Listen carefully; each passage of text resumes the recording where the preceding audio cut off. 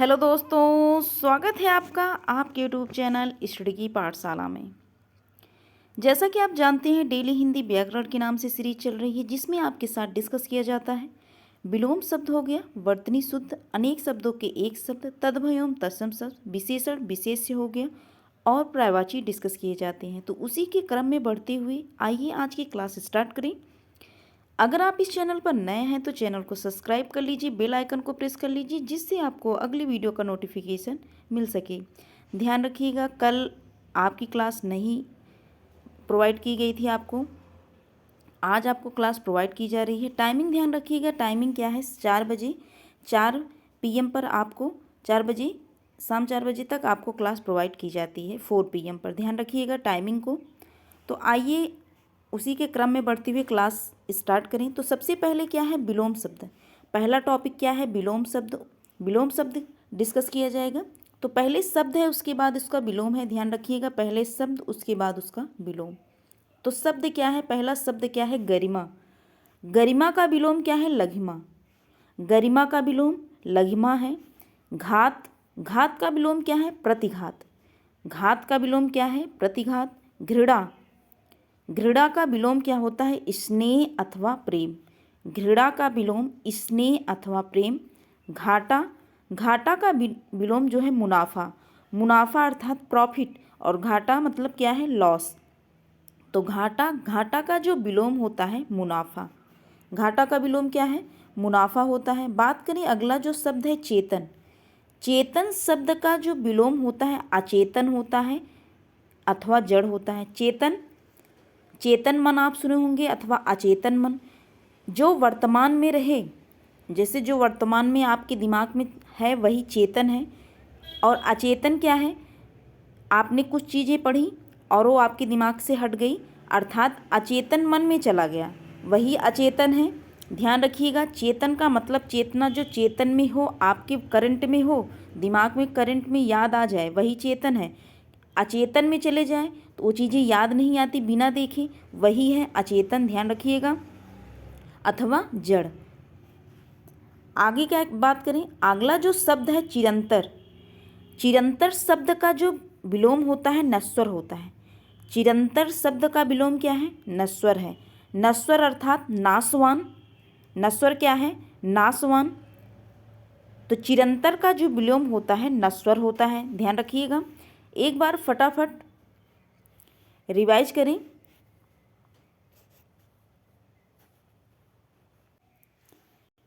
फटाफट रिवीजन करें। तो गरिमा का विलोम क्या है, गरिमा का विलोम है लघिमा। गरिमा का विलोम लघिमा है। घात, घात का विलोम है प्रतिघात। घृणा, घृणा का स्नेह अथवा प्रेम। घाटा, जिसे लॉस कहते हैं आप, तो घाटा का विलोम मुनाफा है। मुनाफा अर्थात प्रॉफिट, लाभ। चेतन, चेतन का विलोम अचेतन है। जो करंट में रहे वही चेतन, जो बीत जाए, जैसे कि जो भूल जाएं आप, वो अचेतन मन में चला जाता है, वही अचेतन है। चेतन का विलोम अचेतन है। चिरंतर, चिरंतर का जो विलोम है नश्वर है। चिरंतन क्या है, चिरंतर जैसे प्राचीन, प्राचीन हो गया, प्राचीन अथवा पुराना, वही क्या है, चिरंतन है। या आप कहते हैं कि बहुत दिनों से चला आने वाला, वही क्या है, चिरंतन है। चिरंतन का विलोम नश्वर है। नश्वर का तात्पर्य क्या है, नाशवान अथवा नष्ट होने वाला क्या है, नश्वर है। ध्यान रखिएगा, चिरंतर का तात्पर्य प्राचीन से है। प्राचीन अथवा क्या है, बहुत दिनों से चला आने वाला, वही क्या है, चिरंतन है अथवा पुराना। तो चिरंतन का जो विलोम होता है नश्वर होता है। नेक्स्ट टॉपिक क्या है, वर्तनी शुद्ध। तो वर्तनी शुद्ध में सबसे पहले ध्यान रखिएगा अशुद्ध शब्द है, उसके बाद शुद्ध शब्द है। पहले अशुद्ध शब्द, उसके बाद क्या है, शुद्ध शब्द। बात करें पहला जो शब्द है आह्लाद। आह्लाद, आह्लाद अशुद्ध है, जबकि शुद्ध क्या है, आह्लाद। ये लिखा कैसे आपको मिलेगा, ध्यान रखिएगा, ये जो हा है, हा में ही क्या रहेगा, ला रहेगा। ध्यान रखिएगा, इसी हा में ला रहता है, आह्लाद। आपको ऐसे आह्लाद मिलेगा, ऐसे मिलेगा, ये ध्यान रखिएगा, क्योंकि टाइम जिसमें टाइपिंग की जाती है ऐसे ही उसमें लेता है। तो आह्लाद आप इस तरह ध्यान रखिएगा, हा में ही ला रहता है, तो आह्लाद है।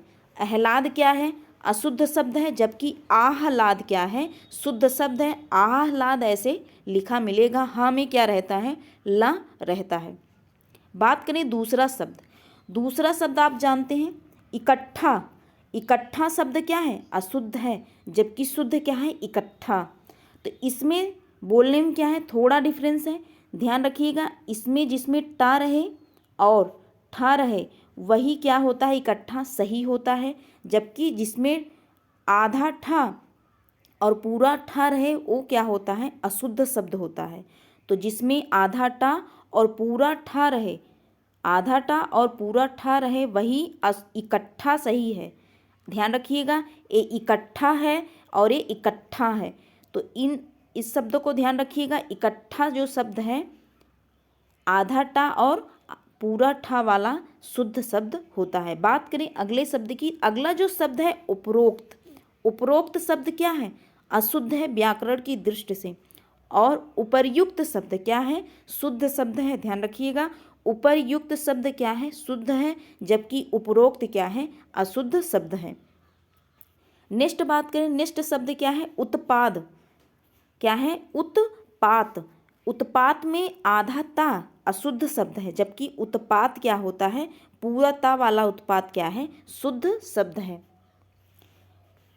अगला जो शब्द है उज्ज्वल।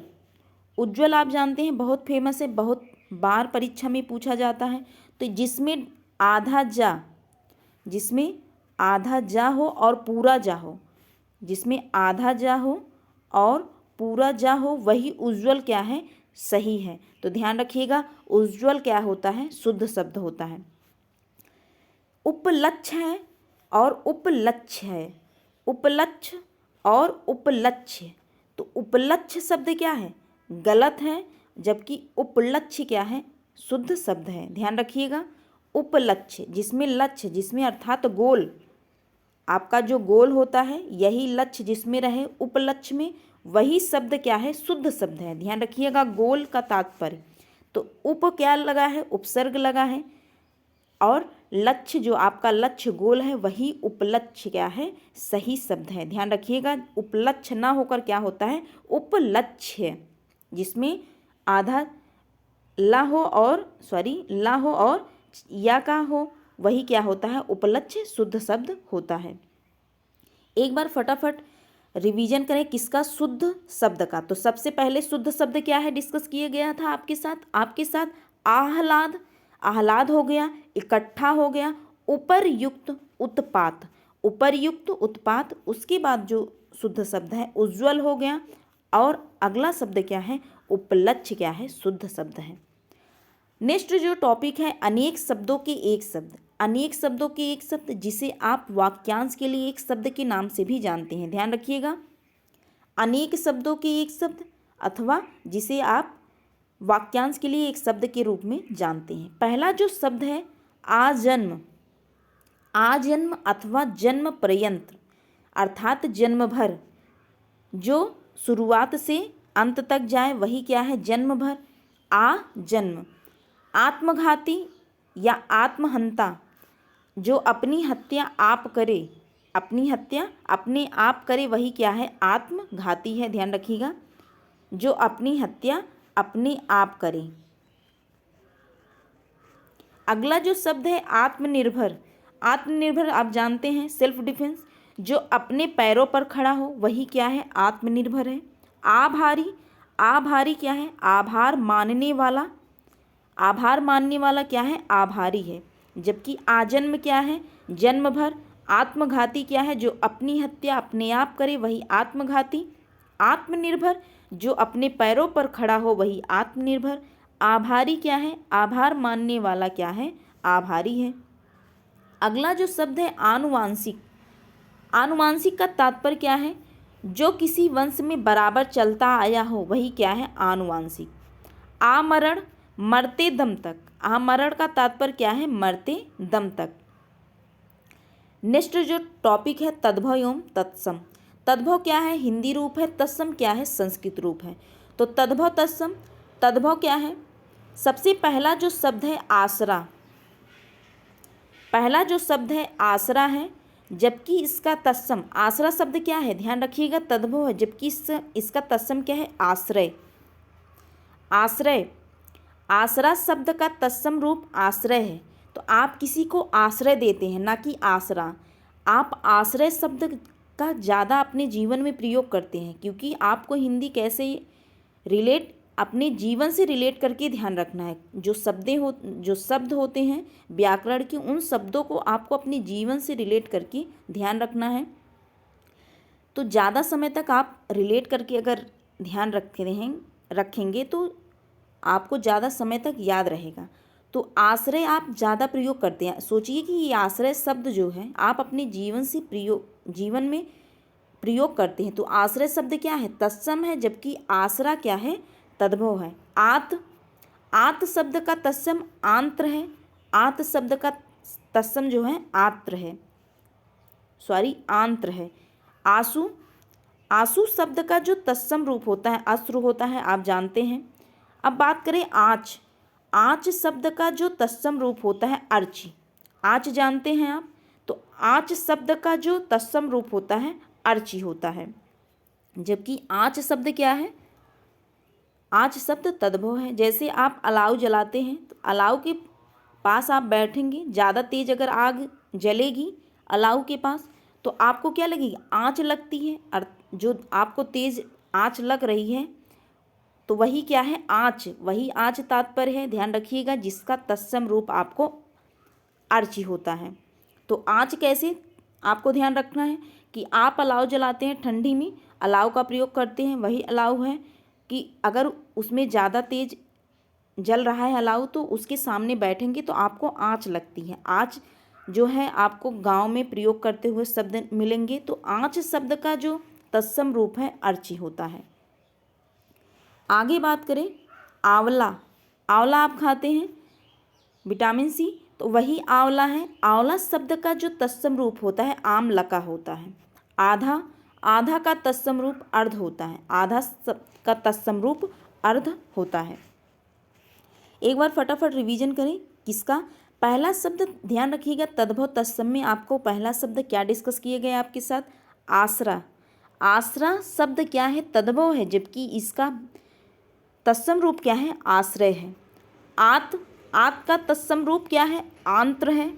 आंसू का तत्सम रूप अश्रु, जबकि आँच का तत्सम रूप क्या है, अर्ची है। आँच का तात्पर्य कैसे बताया आपको, लिंक कैसे करवाया गया, अलाव से लिंक करवाया गया। बात करें अगला जो शब्द है आंवला। आंवला सभी खाते हैं, तो आंवला का तात्पर्य जो संस्कृत रूप है आमलका है। आधा का संस्कृत रूप क्या होता है या तत्सम रूप अर्ध होता है। नेक्स्ट जो टॉपिक है विशेष एवं विशेषण। विशेष एवं विशेषण, सबसे पहला जो शब्द है ध्यान रखिएगा अवश्य। अवश्य शब्द का विशेषण क्या होता है, आवश्यक। अवश्य शब्द का विशेषण क्या है, आवश्यक है। यह काम आपके लिए आवश्यक है। तो तात्पर्य आवश्यक शब्द क्या है, विशेषण है, जबकि अवश्य क्या है, यह काम आपको अवश्य करना चाहिए। यह काम आपको अवश्य करना चाहिए, तो क्या है, अवश्य। अवश्य शब्द संज्ञा है, जबकि आवश्यक क्या है, विशेषण है। अनुभव, आप अपने जीवन में अनुभव लेते हैं, किसी चीज़ से सीख लेते हैं, वही अनुभव है। अगर आप अनुभव शब्द प्रयोग करते हैं तो अनुभव शब्द ध्यान रखिए आप संज्ञा प्रयोग करते हैं, अर्थात आप विशेष से प्रयोग करते हैं। जबकि अनुभवी, माता पिता क्या है, हमसे ज़्यादा अनुभवी हैं, अर्थात उनको अनुभव ज़्यादा है। तो अनुभवी माता पिता आपसे ज़्यादा अनुभवी हैं, तो आप माता पिता की विशेषता बता रहे हैं, अर्थात अनुभवी शब्द क्या है, विशेषण है। किसका, जो विशेषता किसका बता रहा है, माता पिता का। माता पिता का क्या बता रहा है, विशेषता बता रहा है अनुभवी शब्द, क्योंकि सेंटेंस क्या है, माता पिता क्या है, अनुभवी है, किससे, आपसे ज़्यादा अनुभवी है। अथवा आनुभाविक भी क्या है, विशेषण है, किसका, अनुभव का। आप ऐसे रिलेट कर लीजिए, आपके पास अनुभव है लेकिन आपके माता पिता के पास क्या है, आपके माता पिता क्या हैं, आपसे अनुभवी ज़्यादा हैं। तो ऐसे रिलेट कर लीजिए, हम अनुभव हैं, मेरे पास अनुभव है और हमारे माता पिता क्या हैं, अनुभवी हैं। अगला बात करें, अगला जो शब्द है अनुपात। अनुपात आप मैथ में प्रयोग करते हैं, रेशियो। तो वही अनुपात है। अगर आप जब मैथ लगाएं तो उस शब्द को ध्यान रखिए, जब भी आप अनुपात रेशियो का टॉपिक आप पढ़ रहे हो तो आप अनुपात शब्द ध्यान रखिए। ये अनुपात शब्द क्या है? संज्ञा है। माइंड में इतना क्लिक करिए, इतना दिमाग में बैठाइए कि अनुपात शब्द कहीं भी आप देखिए तो संज्ञा प्रयोग कर रहे हैं, जबकि इसका विशेषण क्या होता है? आनुपातिक। आनुपातिक आनुपातिक क्या है? विशेषण है किसका? अनुपात का। अगला जो शब्द है अन्याय। अन्याय शब्द क्या होता है? अगर किसी व्यक्ति के क्या हो उस पर अन्याय किया जा रहा हो तो क्या है? अन्याय शब्द संज्ञा है, जबकि अन्यायी क्या है? अन्यायी शब्द विशेषण है किसका? अन्याय का। अपेक्षा। अपेक्षा का जो विशेषण होता है आपेक्षित होता है। अपेक्षा का तात्पर्य आशा होता है, आशा या इच्छा। अपेक्षा करते हैं, माता पिता आपसे क्या करते हैं? अपेक्षा करते हैं कि आपको गवर्नमेंट जॉब क्या होगा? मिलेगा। वही गवर्नमेंट जॉब अपेक्षा करते हैं। माता पिता से रिलेट कर लीजिए। आपने दो शब्द माता पिता से रिलेट किया। पहला जो शब्द आपने रिलेट किया अनुभव, कि आप अनुभवी हैं, लेकिन आपके माता पिता आपसे ज़्यादा आपके पास अनुभव है और आपके माता पिता आपसे ज़्यादा अनुभवी हैं। पहला रिलेट किया आपने। दूसरा शब्द आपने रिलेट किया कि अपेक्षा। जो अपेक्षा शब्द क्या है? आपके माता पिता आपसे अपेक्षा रखते हैं कि आप एक गवर्नमेंट जॉब लेंगे, तो वही अपेक्षा शब्द क्या है? संज्ञा है, और इसका जो विशेषण होता है अपेक्षित होता है। अनुपात शब्द आपने कैसे रिलेट किया? कि रेशियो से जब भी मैथ का टॉपिक आप लगाएंगे, एक मैथ का टॉपिक होता है अनुपात, तो रेशियो, वही अनुपात शब्द क्या है? संज्ञा है, जबकि इसका विशेषण क्या है? आनुपातिक। अन्याय शब्द आपने कैसे रिलेट किया? किसी व्यक्ति के, या आप कह लीजिए कि आप ही के ऊपर अन्याय हो तो आपको अच्छा नहीं लगेगा, तो अन्याय शब्द क्या है? संज्ञा है, जबकि अन्यायी क्या है? उसका विशेषण है। अगला शब्द क्या है? अवश्य है। आपको पढ़ना चाहिए, पढ़ना आपकी चाहिए अवश्य। अगर आपको कोई एडवाइस दे रहा है, वो कहेगा कि आपको अवश्य पढ़ना चाहिए। अगर आपको गवर्नमेंट जॉब लेनी है तो आपको अवश्य पढ़ाई करनी चाहिए, तो वही अवश्य शब्द क्या है? विशेष है, जबकि विशेषण क्या है उसका? आवश्यक क्या है उसका? विशेषण है किसका? अवश्य का। अगला शब्द क्या है? अभ्यास। अब अभ्यास शब्द किससे रिलेट कर लीजिए? कि अभ्यास शब्द किसी भी चीज़ का आप बार बार अभ्यास करते हैं, उसको रिवाइज करते हैं, वही अभ्यास है कि बार बार रिवीजन और बार बार आप अब उसका अभ्यास करते हैं, तो वही उसका अभ्यास शब्द क्या है? संज्ञा है, जबकि अभ्यासी शब्द क्या है? विशेषण है किसका? अभ्यास का। अभ्यास शब्द संज्ञा है, विशेष है। नेक्स्ट जो टॉपिक है पर्यायवाची। पर्यायवाची शब्द दो डिस्कस किए जाते हैं। तो पहला शब्द जो है क्रोध है, दूसरा शब्द खल है। क्रोध सभी जानते हैं, सभी को आता है क्रोध। अब जब से आप ध्यान रखिएगा, जब भी आपको क्रोध आए तब आपको तब रिवाइज करना है कि क्रोध शब्द का पर्यायवाची क्या होता है। अगर हम क्रोध कर रहे हैं तो क्यों ना रिवाइज कर लें, इससे हमारा ही फ़ायदा होगा। अगर क्रोध आ भी रहा है कि उसको रिवाइज कर लें, एग्ज़ाम में कहीं आ ना जाए।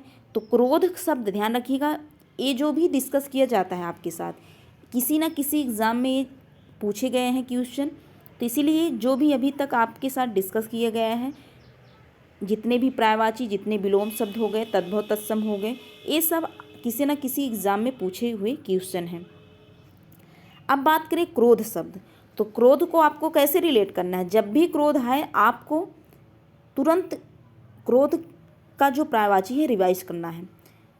तो क्रोध शब्द का आइए देख लेते हैं पर्यायवाची क्या होता है। क्रोध शब्द का जो सबसे पहला पर्यायवाची क्या है? कोप है। कोप होता है, होता है गुस्सा, रोष, आमर्ष, आक्रोश, प्रकोप, प्रतिघात, तैश। ये सब किसका पर्यायवाची है? क्रोध का पर्यायवाची है। कोप होता है, कोप शब्द किसका पर्यायवाची? क्रोध का। आमर्ष किसका पर्यायवाची है? क्रोध का। कोह, कोप, कोह, गुस्सा, गुस्सा सभी जानते हैं। रोष शब्द ध्यान रखिए, क्रोध का पर्यायवाची है। आमर्ष शब्द क्रोध का। आक्रोश भी जानते हैं, गुस्सा हो गया, आक्रोश हो गया, ये सब किसके पर्यायवाची हैं? क्रोध के। प्रकोप, प्रतिघात, तैश किसका पर्यायवाची है? तो क्रोध का पर्यायवाची है। अगला जो शब्द है खल। खल जानते हैं दुष्ट को कहा जाता है, खल। तो खल शब्द किसका? खल शब्द का देख लेते हैं पर्यायवाची। तो खल शब्द का जो पर्यायवाची होता है दुष्ट होता है, अधम, पामर, नीच, सट, दुर्जन, कुटिल, धूर्त, नृशंस। नृशंस जो होता है किसका पर्यायवाची होता है? खल का पर्यायवाची होता है। और अगला जो एक शब्द है पतित, ध्यान रखिएगा, पतित शब्द भी किसका पर्यायवाची है? तो पतित शब्द भी किसका पर्यायवाची है? खल का पर्यायवाची है। तो पतित शब्द दुष्ट हो गया, अधम हो गया, पामर हो गया, नीच हो गया, सट हो गया, दुर्जन, कुटिल, कुटिल भी जानते हैं, कुटिल, कुटिल नीति होती है। धूर्त, धूर्त शब्द भी किसका? दुष्ट से तात्पर्य है अथवा खल से तात्पर्य है। नृशंस हो गया, जो नृशंस है किसका पर्यायवाची है? खल का पर्यायवाची है। आप ज़्यादातर प्रयोग क्या करते हैं? दुष्ट शब्द का प्रयोग भी करते हैं, नीच शब्द प्रयोग करते हैं, दुर्जन और कुटिल, धूर्त, तो ये शब्द आप अपने जीवन में प्रयोग करते हैं। तो ये सब किसका पर्यायवाची? खल का। और अधम शब्द भी प्रयोग करते हैं। तो अधम शब्द ध्यान रखिए, पामर जो नया नया शब्द है, सट हो गया, नृशंस हो गया, ये सब नए शब्द हैं जो क्या है? किसके पर्यायवाची हैं? खल के पर्यायवाची हैं, क्योंकि ये शब्द ज़्यादा प्रयोग में नहीं रहते। तो ज़्यादा प्रयोग आप क्या करते हैं? कौन कौन से शब्द आप ज़्यादा प्रयोग करते हैं? दुष्ट हो गया, नीच हो गया, दुर्जन हो गया, कुटिल हो गया, धूर्त हो गया, ये शब्द आप अपने जीवन में ज़्यादा प्रयोग करते हैं। तो ये शब्द क्या हैं? किसके पर्यायवाची हैं? ये शब्द खल के पर्यायवाची हैं। और कौन सा शब्द आप नहीं प्रयोग करते ज़्यादा? अधम हो गया, पामर हो गया, सट हो गया, नृशंस हो गया। तो ये सब प्रयोग आप नहीं करते, लेकिन ये सब किसके पर्यायवाची हैं? तो खल के पर्यायवाची हैं। और अगला शब्द क्या है? पतित। पतित शब्द ध्यान रखिएगा, ये भी किसका पर्यायवाची है? तो खल का पर्यायवाची है। एक बार फटाफट रिवीजन करें किसका पर्यायवाची शब्द। पहला जो पर्यायवाची शब्द, दो पर्यायवाची शब्द ध्यान रखिएगा आज आपके साथ डिस्कस किए गए। तो आज पहला शब्द क्या है? क्रोध है। दूसरा शब्द क्या है? खल है। तो क्रोध का जो पर्यायवाची होता है कोप होता है, को होता है गुस्सा, रोष, आमर्ष, आक्रोश, प्रकोप, प्रतिघात, तैस। किसका पर्यायवाची है? तो क्रोध का पर्यायवाची है। अगला जो शब्द है खल का, तो खल का जो पर्यायवाची है दुष्ट है। दुष्ट हो गया, अधम हो गया, पामर हो गया, नीच, सट, दुर्जन, कुटिल, धूर्त, नृशंस और लास्ट में क्या है? पतित। ये सब किसका पर्यायवाची है? तो ध्यान रखिएगा खल का पर्यायवाची। आज के लिए बस इतना ही। अगर आपको वीडियो पसंद आए और कंटेंट पसंद आता हो तो please like, share and subscribe to my channel. मिलते हैं नेक्स्ट वीडियो में। आज के लिए बस इतना ही। Thank you.